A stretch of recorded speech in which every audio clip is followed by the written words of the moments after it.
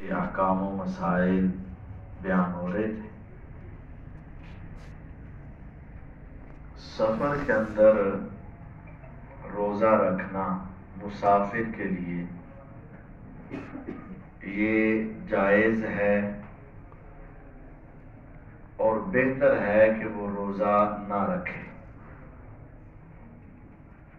مسافر کو روزہ رکھنے کی اجازت موجود ہے، لیکن اگر وہ روزہ نہ رکھے تو وہ اس کے لیے بہتر ہے۔ اور اگر اس کے لیے تنگی ہو رہی ہو، تکلیف ہو رہی ہو، مشقت زیادہ ہو رہی ہو، تو پھر اس کو روزہ ضرور ختم کر دینا چاہیے۔ اسی حوالے سے ایک روایت ہے، عن جابر بن عبداللہ رضی اللہ تعالی عنہما ان رسول اللہ صلی اللہ علیہ وسلم خرج عام الفتح الى مکہ فی رمضان۔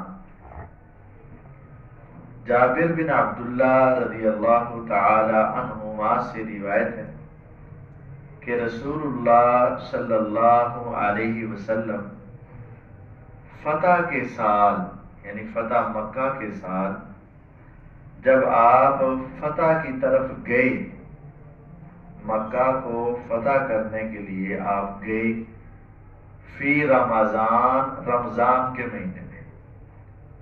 بدر کا معرکہ بھی رمضان میں اور مکہ کی فتح بھی رمضان میں، تو رمضان کا مہینہ تھا۔ حضور علیہ السلام مکہ کی طرف گئے، فصاما، تو آپ نے راستے میں روزہ رکھا۔ تو اس کا مطلب یہ ہوا کہ مسافر روزہ رکھ سکتا ہے۔ فصاما، آپ نے روزہ رکھا۔ حتی بالغا قراء الغمیم، حتیٰ کہ آپ سفر کرتے کرتے قراء غمیم جگہ پر پہنچ گئے، یہ مکے کے پاس ہی ہے۔ فصام الناس، لوگوں نے بھی روزہ رکھا ہوا تھا۔ ثم دعا بقدح من ماء، تو آپ نے پانی کا ایک پیالہ منگوایا۔ فرفعہ، اس کو آپ نے بلند کیا، یعنی سب کو دکھایا۔ حتی نظر الناس الیہ، حتیٰ کہ لوگوں نے اس کو دیکھ لیا۔ ثم شربا، پھر آپ نے وہ پی لیا۔ روزہ رکھا تھا، مشقت ہو رہی تھی، آپ نے وہ پانی کا پیالہ منگوایا، لوگوں کو دکھایا، دکھا کر آپ نے وہ روزہ ختم کر دیا، جسے کہہ دے روزہ توڑ دیا۔ عام حالت میں رکھا ہوا روزہ نہیں توڑنا چاہیے، رمضان کا یا کوئی فرضی روزہ، لیکن سفر میں اگر مشقت ہو رہی ہے تو اس کو توڑ دینا چاہیے، ختم کر دینا چاہیے۔ فقیل لہ بعد ذلک، آپ سے کہا گیا اس کے بعد، آپ نے لوگوں کو کیوں دکھایا تھا؟ وہ تاکہ لوگ بھی دیکھ کر اپنے روزے ختم کر دیں، توڑ دیں۔ لیکن آپ سے کہا گیا ان بعض الناس قد صام، ابھی تک بعض لوگوں نے روزہ رکھا ہوا ہے، توڑا نہیں ہے، انہوں نے ختم نہیں کیا انہوں نے۔ تو آپ علیہ السلام نے فرمایا اولئک العصاۃ، اولئک العصاۃ، وہ لوگ نافرمان ہیں، وہ لوگ نافرمان ہیں۔ جب ان کے نبی محمد صلی اللہ علیہ وسلم نے ان کو دکھا کر اپنا روزہ ختم کیا ہے، ان کا حق بنتا تھا اپنے پیغمبر علیہ السلام کی اطاعت و اتباع کرتے ہوئے اپنا روزہ ختم کر دیتے۔ انہوں نے نہیں کیا تو کیا کیا ہے؟ نافرمانی۔ یہ آپ نے روزہ کس وقت توڑا تھا؟ 10 بجے، 12 بجے، یا اثر کے وقت، اثر کے بعد کب؟ یہ اگلی روایت میں وفی لفظ، اور صحیح مسلم کی ایک حدیث کے الفاظ ہے فقیل لہ، آپ سے پہلے کہا گیا، آپ سے کہا گیا ان الناس قد شق علیہم الصیام، بے شک لوگوں پر روزہ رکھنا مشقت والا ہو گیا۔ حضور سے پہلے یہ بات کہی گئی کہ لوگوں کو سفر میں روزہ رکھنا بڑا مشکل لگ رہا ہے۔ وَإِنَّمَا يَنْتَظِرُونَ فِي مَا فَعَلْتَ، وہ لوگ اس چیز کے انتظار میں ہیں جو آپ کریں گے، جو آپ نے کرنا ہے وہی لوگوں نے کرنا ہے۔ آپ نے سفر میں روزہ رکھا تو صحابہ نے رکھا، اب ان کو آپ کی محبت، اتباع و اطاعت میں رکھ تو لیا ہے لیکن مشقت بڑی ہو رہی، اب وہ دیکھ رہے ہیں آپ کی طرف کہ آپ کیا کریں گے، تو آپ نے اسی لیے پھر پیالہ منگوایا اور آپ نے اس کو بلند کیا۔ فدعا بقدح من ماء، آپ نے پانی کا بھرا ہوا پیالہ منگوایا، بعد العصر، عصر کے بعد، فشربا، تو آپ نے پی لیا۔ اب عصر کے بعد عام طور پر یہ سوچ ہوتی ہے، بس اوقات انسان بیمار ہوتا ہے نا تو چلو ان کے ڈیڑھ رہ گیا تو گزار ہی لیتے ہیں، مشقت سے مشکل سے ہم اس کو پورا کر ہی لیتے ہیں۔ تو اسلام میں یہ سختی نہیں ہے، آپ کو مشقت ہو رہی ہے، تکلیف ہو رہی ہے، بیماری ہے، کوئی اور مسئلہ ہے تو آپ اپنا روزہ چھوڑ دیں۔ تو آپ نے پھر پہلے آپ سے کہا گیا کہ لوگوں کو روزہ رکھنے میں دشواری ہو رہی ہے، وہ آپ کی طرف دیکھ رہے ہیں، جو آپ کریں گے وہ کریں گے، پھر آپ نے پیالہ منگوایا، سب کو دکھایا، پیا، اکثر نے اسی طرح پھر روزہ ختم کر دیا۔ لیکن بعض لوگ وہ یہ سمجھتے تھے ہمارے اندر طاقت ہے، استطاعت ہے، ہمیں کچھ نہیں ہو رہا، تو پہلے تو اجازت تھی، پھر آپ نے جب یہ کام کر دیا نا پھر اب ان کو چاہیے تھا، استطاعت تو حضور کے اندر بھی تھی، طاقت تو حضور علیہ السلام میں بھی تھی، آپ خود تو توڑنا نہیں چاہ رہے تھے، لیکن اجتماعیت کو قائم کرنے کے لیے، سب کا خیال رکھنے کے لیے نبی کریم صلی اللہ علیہ وسلم نے روزہ ختم کیا اور فرمایا جو نہیں کر رہے وہ کیا ہے؟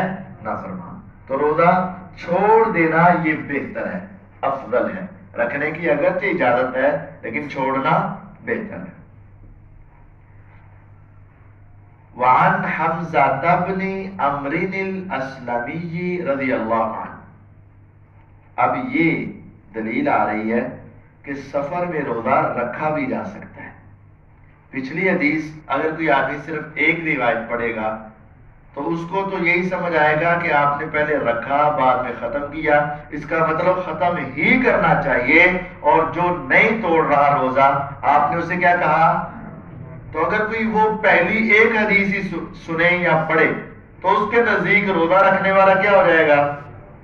اس وجہ سے ہم بار بار یہ بات آپ کو سمجھاتے ہیں کہ ایک دو تین روایتیں پڑھ کر مسئلہ یا فتوے نہیں دینے، ایک یا دو حدیثیں سن کر فتوے یا مسئلے نہیں بتانے۔ اب جس نے پچھلی حدیث صرف پڑھی تو حضور علیہ السلام نے روزہ توڑا، صحابہ کو توڑنے کا کہا، جس نے نہیں توڑا اس کو آپ نے کیا کہا؟ اب اگلی حدیث میں رکھنے کی اجازت بھی آ رہی ہے۔ حمزہ بن عمر الاسلمی رضی اللہ عنہ فرماتے ہیں انہو قال یا رسول اللہ صلی اللہ علیہ وسلم، انہوں نے کہا اے اللہ کے رسول صلی اللہ علیہ وسلم، انی اجد بی قوتا علی الصیام فی السفر، میرے اندر سفر میں روزہ رکھنے کی طاقت موجود ہے، میں اپنے اندر وہ قوت محسوس کرتا ہوں کہ میں سفر میں روزہ رکھ سکتا ہوں۔ فَهَلْ عَلَيَّ جُنَاحٌ، کیا اگر میں روزہ رکھ لوں تو میرے ذمے کوئی گناہ ہوگا؟ فقال رسول اللہ صلی اللہ علیہ وسلم، تو رسول اللہ صلی اللہ علیہ وسلم نے جواب دیتے ہوئے فرمایا ہِیَ رُخْصَةٌ مِّنَ اللَّهِ، یہ روزہ چھوڑنا اللہ کی طرف سے رخصت ہے۔ ایک ہوتا ہے عزیمت اور ایک ہوتا ہے رخصت، یہ دو لفظ ہیں اور یہ متضاد ہیں۔ عزیمت جو کام عام حالات میں تمام بندوں پر لاگو ہے وہ عزیمت، یعنی عام حالت میں تمام مسلمانوں پر رمضان کا روزہ رکھنا کیا ہے؟ فرض۔ یہ کیا بن گیا؟ عزیمت۔ عام حالات میں تمام مسلمانوں پر جو چیز لازم ہو وہ عزیمت، اور جس کے اندر کیا آ جائے؟ رخصت، وہ رخصت۔ عام حالت میں کھڑے ہو کے نماز پڑھنا فرض ہے سب پر، لیکن جس کے پاس کھڑے ہونے کی استطاعت نہیں وہ بیٹھ کر، اس کے لیے بیٹھ کر نماز پڑھنے کی رخصت۔ عام حالت میں روزہ رکھنا ہے لیکن سفر میں نہ رکھو تو نہ رکھنے کی رخصت۔ ہی رخصت من اللہ، یہ اللہ کی طرف سے رخصت ہے، چھوڑ دینا۔ فمن اخذ بها فحسن، جس نے اس کو پکڑ لیا، رخصت لے لی، اس نے بہت اچھا عمل کیا۔ ومن احب ان یصوم، اور جس نے روزہ رکھنا چاہا، رخصت کو قبول نہیں کیا پھر بھی روزہ رکھا، فلا جناح علیہ، تو اس پر کوئی گناہ نہیں ہے، کوئی حرج نہیں۔ جو رخصت پر عمل کرے گا وہ اچھا ہے، یعنی روزہ چھوڑ دینا اچھا ہے، افضل ہے، بہتر ہے، لیکن رکھ لینے کا کوئی گناہ نہیں، کوئی حرج نہیں۔ اس روایت میں دونوں مسئلے ہی اکٹھے بیان ہوں گے کہ رکھنا جائز ہے لیکن نہ رکھنا افضل ہے، بہتر ہے، اچھا ہے۔ رواہ مسلم، یہ حدیث صحیح مسلم میں ہے۔ وَأَصْلُهُ فِي الْمُتَّفَقِ عَلَيْهِ، اور اس کی اصل متفق علیہ بخاری مسلم میں، اس کی اصل بخاری مسلم میں، مطلب یہ نقل ہے نہیں، یعنی یہ مسئلہ دوسرے لفظوں میں، دوسرے انداز میں بخاری اور مسلم دونوں کے اندر موجود ہے۔ اور وہاں وہ حدیث ہے سیدہ عائشہ رضی اللہ عنہا کی کہ حمزہ بن عمر نے رسول اللہ صلی اللہ علیہ وسلم سے سوال کیا تھا۔ اب عام حالت میں اگر کوئی آدمی بوڑھا ہو چکا ہے اور اتنا بوڑھا ہے کہ اب اس سے بھوک برداشت نہیں ہوتی، روزہ نہیں رکھا جاتا بڑھاپے کی وجہ سے، اب وہ کیا کرے؟ اب بیماری کو تو صحت کا امید ہوتی ہے، صحت بحال ہونے کا خیال آتا ہے، مسافر ہے تو وہ حالت اقامت میں آ کر اس کا کفارہ یا قضائی دے دے گا، بیمار ہے صحت ہو کر دے دے گا، اب بوڑھا ہے، اب بڑھاپے سے دوبارہ جوانی تو نہیں آنی ہے۔ ایک بوڑھا ہے اس کو بار بار بھوک لگ جاتی ہے، برداشت نہیں ہوتی ہے، بڑھاپا ہے، تو اب وہ کیا کرے؟ نہ تو وہ جوان ہو سکتا ہے نہ اس کی یہ بڑھاپا ختم ہو سکتا ہے۔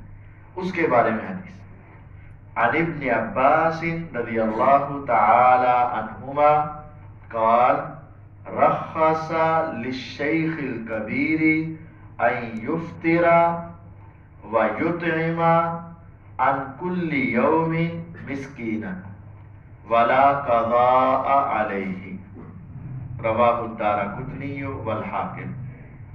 عبداللہ بن عباس رضی اللہ تعالی عنہما سے روایت ہے، وہ کہتے ہیں کہ رسول اللہ صلی اللہ علیہ وسلم نے رخصت دے دی بوڑھے آدمی کو، شیخ کبیر، بہت جو بوڑھا ہو چکا اس کو رخصت دے دی۔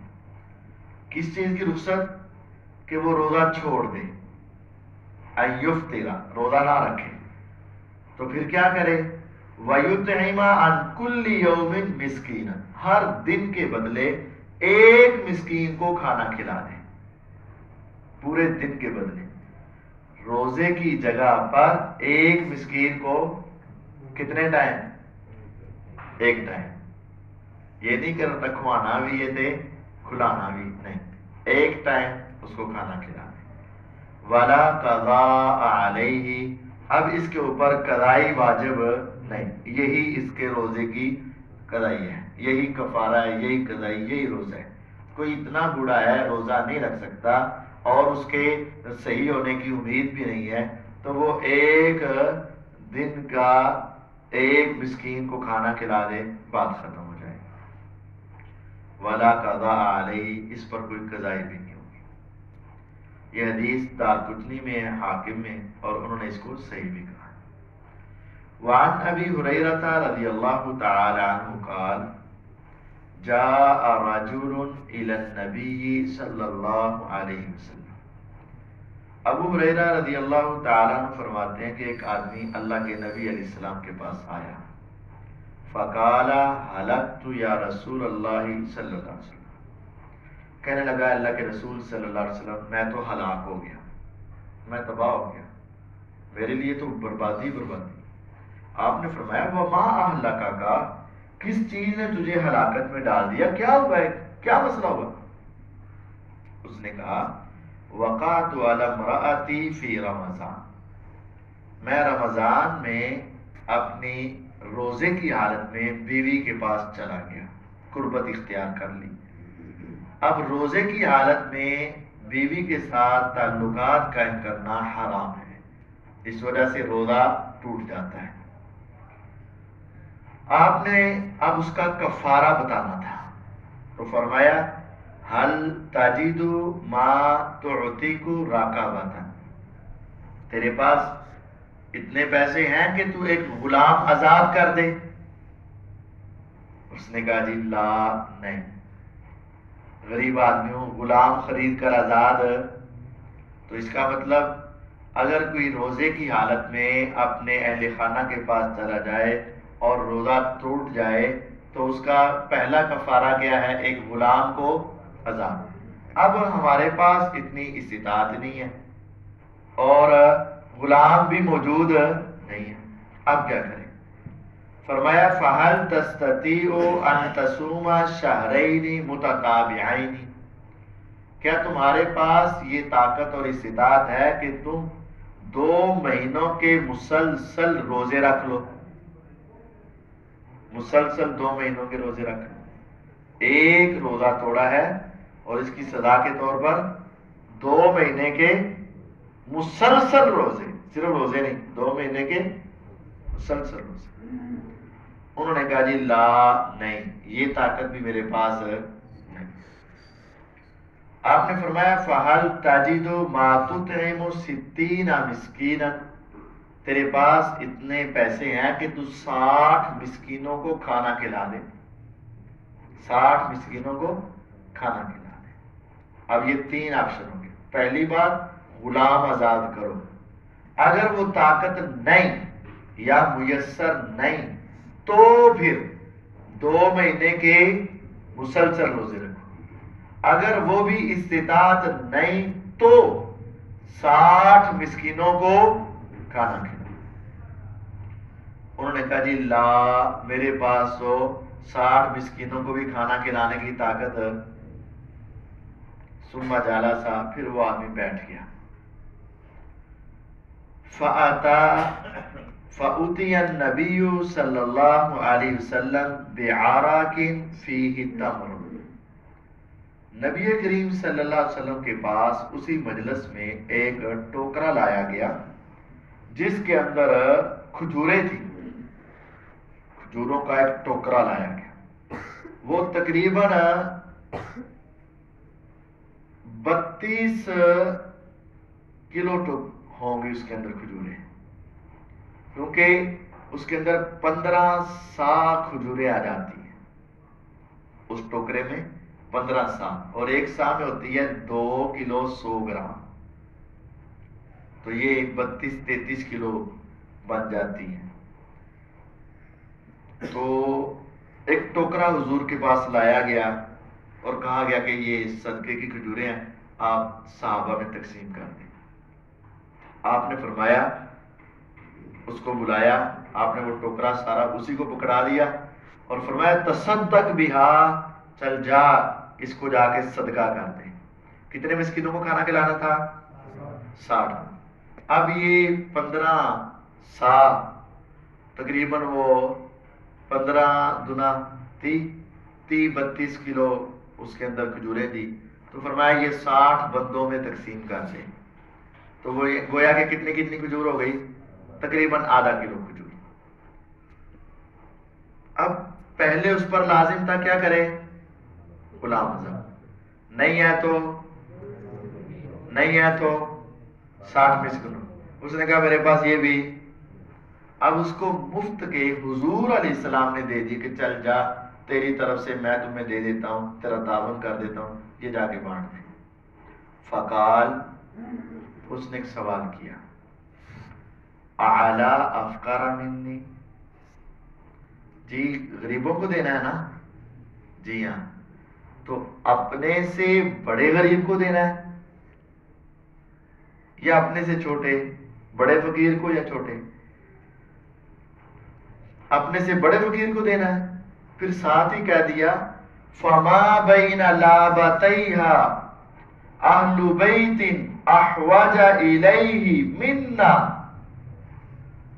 اے اللہ کے پیغمبر علیہ السلام، ان دونوں ٹیلوں کے درمیان یعنی اس محلے میں میرے گھر سے کوئی بھی گھر زیادہ محتاج، پورے محلے کا سب تو بڑا فقیر تے میں ہوں، سب سے زیادہ غربت تو ہمارے گھر میں ہے، تو میں لوگوں کو بانٹوں اور اپنے گھر میں کیا کروں؟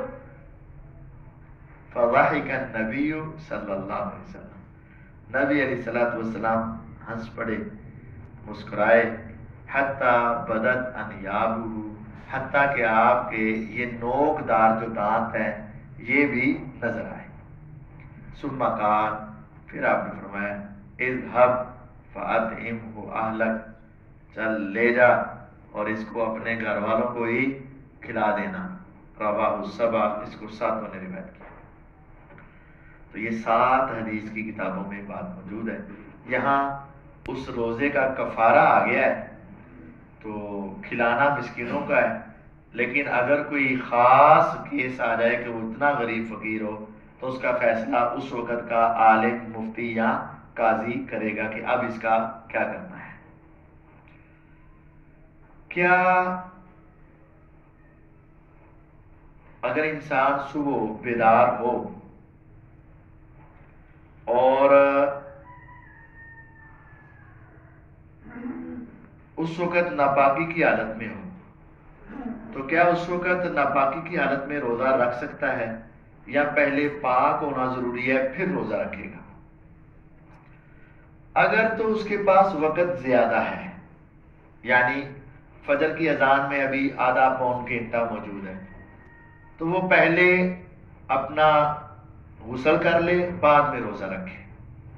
لیکن اگر وقت اتنا ہے کہ اگر کھانا کھاتا ہے، سحری کرتا ہے تو غسل نہیں کر پاتا، اور غسل کرتا ہے تو سحری نہیں کر پاتا، تو اب وہ کیا کرے؟ وہ پہلے سحری کھا لے اور بعد میں غسل کر لے. اور رمضان کی راتوں میں خاوند اور بیوی آپس میں قربت اختیار کر سکتے ہیں. روزہ رکھ کے ایسا منع ہے، روزے کے علاوہ ایک دوسرے کے قریب وہ جا سکتے ہیں. وعن عائشہ و ام سلمہ رضی اللہ تعالی عنہما، سیدہ عائشہ اور ام سلمہ رضی اللہ تعالی عنہما سے روایت ہے، ان النبی صلی اللہ علیہ وسلم، نبی کریم صلی اللہ علیہ وسلم، کان یصبح جنوبا من جماع، آپ صبح کرتے، آپ کی حالت ناپاکی والی ہوتی اور آپ نے رات اپنے اہل خانہ کے پاس گزاری ہوتی. ثم یغتسل و یصوم، پھر آپ غسل بھی کرتے اور روزہ بھی رکھتے. تو یہاں سے یہ بات معلوم ہے کہ رات کو حضور اپنے اہل خانہ کے قریب چلے جاتے ہیں. اور دوسرا یہ ہے کہ غسل اور روزہ دونوں رکھتے ہیں، لیکن ترتیب لازم کوئی نہیں، جیسا ممکن ہو کر سکتے ہیں. وزاد مسلم فی حدیث ام سلمہ ولا یقضی، اور صحیح مسلم میں یہ ہے کہ آپ اس روزے کی کوئی قضائی نہیں دیتے تھے، کوئی الگ سے اس کا روزہ نہیں رکھتے تھے، وہی روزہ آپ کا صحیح شمار ہوتا تھا. وعن عائشہ رضی اللہ تعالی عنہا ان النبی صلی اللہ علیہ وسلم قال من مات وعلیہ صیام صام عنہ ولیجہ. اب اگر ایک آدمی فوت ہوا اور اس کے ذمے کچھ روزے تھے، نہ تو اس نے ان کی قضائی دی، نہ ان کا کوئی فدیہ دیا، اور نہ ہی وہ رکھے اور فوت ہو گیا، تو اب پیچھے سے کیا کیا جائے گا؟